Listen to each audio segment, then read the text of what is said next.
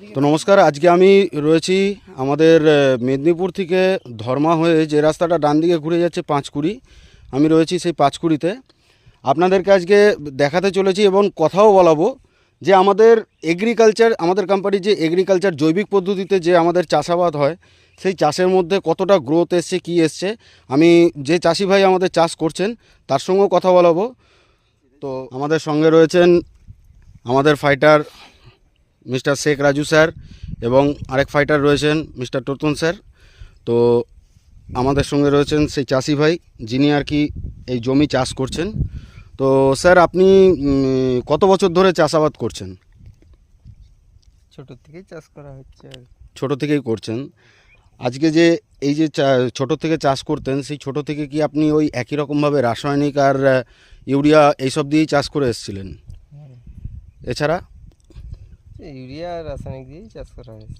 আচ্ছা, তো আজকে যে আপনি এই যে চাষটা করছেন, এটাই আপনার জমি রয়েছে তো? আপনার জমি এটাই রয়েছে। তো এই জমিতে যে আপনি এই যে এত সুন্দর ফসল এসছে, এই যে চাষটা করছেন, এটা আপনার কিসের উপরে করছেন? রাসায়নিক না জৈবিক? জৈবিকে দিয়েছি, তারপর আপনাদের ওই সারটা দেওয়া হয়েছে। টোটালি জৈবিক দেওয়া হয়েছে তো? হুম, হুম।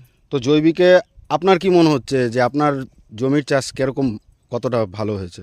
এখন কি করে বুঝবো, না ফলা পর্যন্ত কি করে বুঝবো।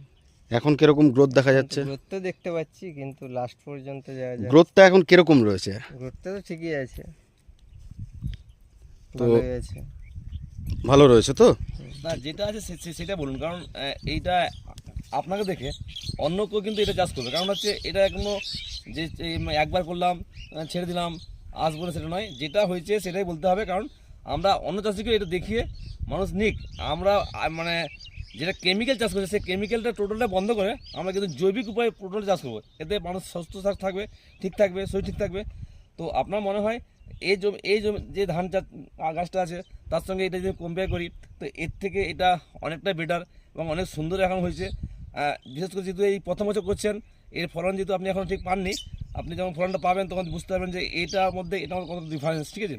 তো আমরা আশা করি আপনি এটা করুন, যেমনভাবে করছেন সেভাবে করুন, এবং আমরা যেটা গাইড করছি সেই গাইডটা আপনারা ফলো চালিয়ে যান।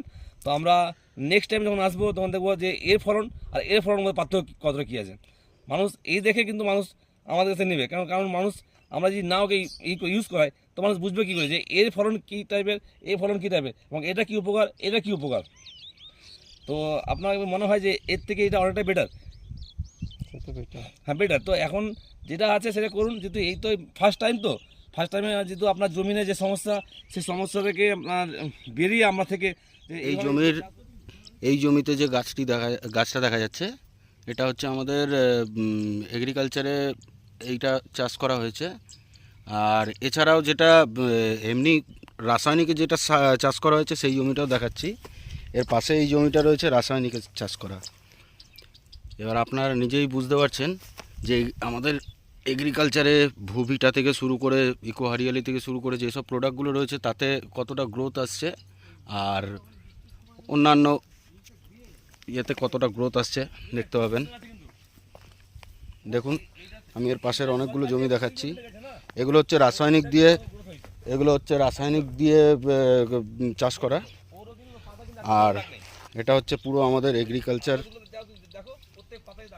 আমাদের জৈবিক পদ্ধতিতে চাষ করা এই জমি।